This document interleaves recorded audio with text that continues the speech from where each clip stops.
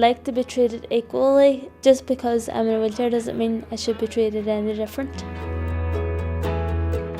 My first day at Cedar was scary. I didn't know what to expect. They sat and worked with me a plan of what I wanted to do. The support I've got is like, it's similar to what a family would do for you. They're just brilliant, like.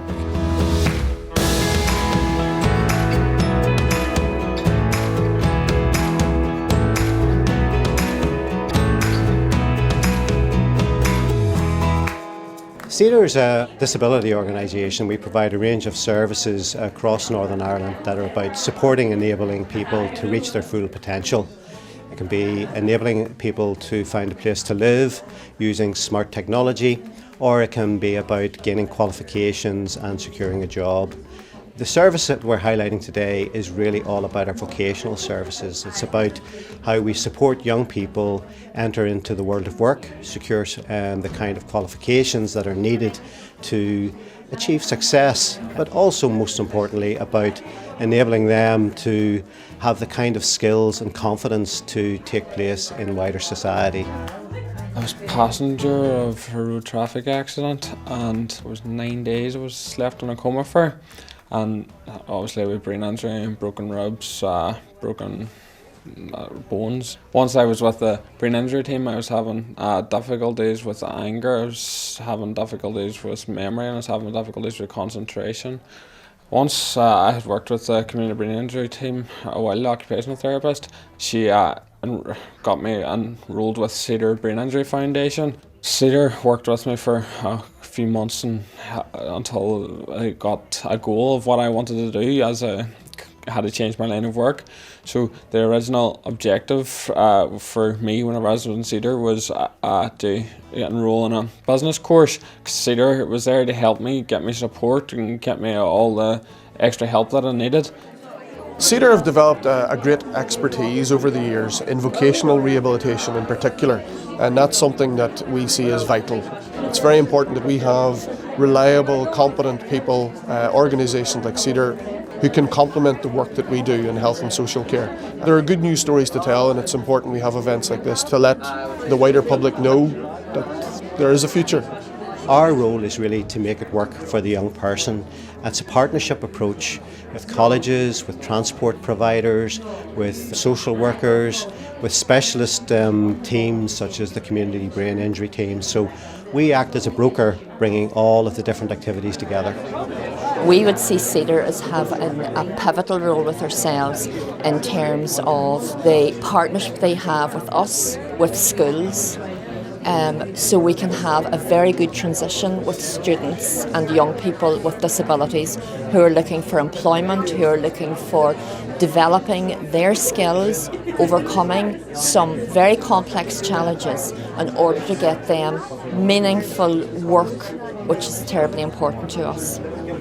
I had a congenital heart defect when I was born, and I spent 18 years before I had to go over and get my heart transplant in Newcastle, England. I had went through, I think it was nearly 9-10 hours of the transplant operation itself. I went into cardiac arrest without knowing, because of the cardiac arrest causing the blood flow to go to all the main organs first. By the time the blood got to the limbs and the legs, the calf muscle had already died, and they couldn't really bring it back.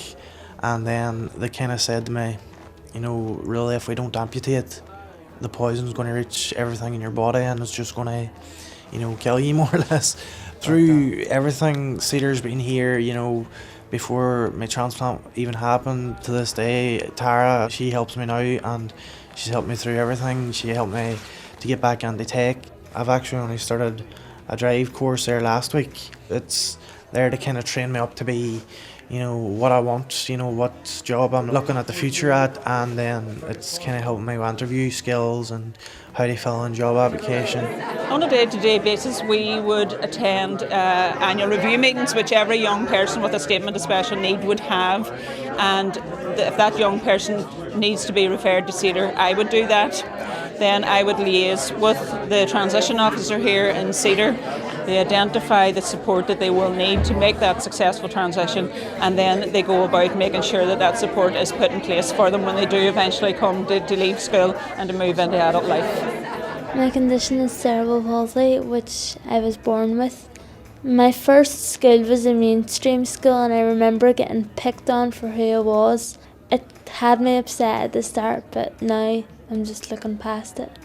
Then I went into a school where everyone else was the same as me.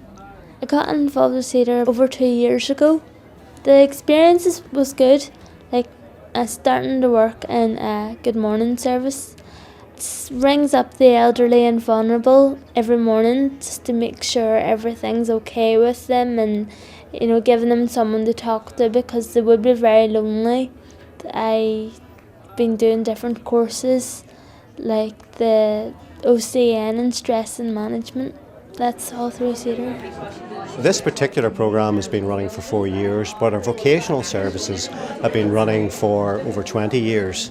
During the last 4 years, we have supported 1,000 people to achieve success in terms of getting qualifications or entering into the world of work.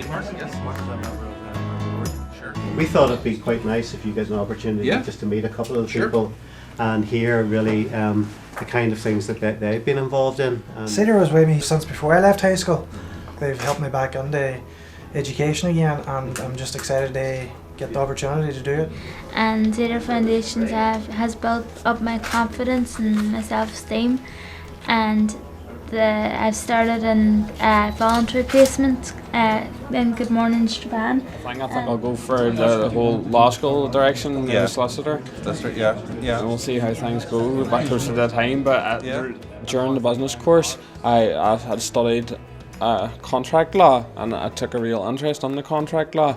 And with me achieving top marks, I had the choice to diverge into any area at university that I would wish. I decided to bite the bullet and go for law because it opens the most doors. Cedar's been really important, because if I didn't have Cedar, I would be sitting in the house looking at 4 walls.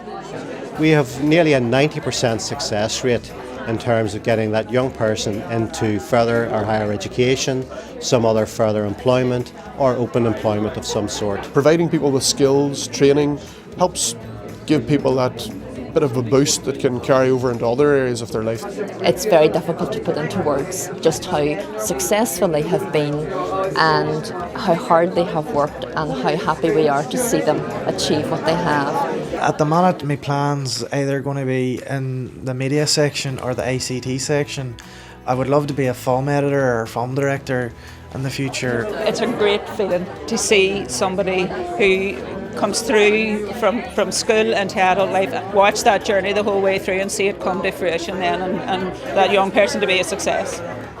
Whenever I was at college, I had no intentions of going to university at all, but it was through the support of Cedar and all. They helped me make up my mind, and I'm studying law at university now.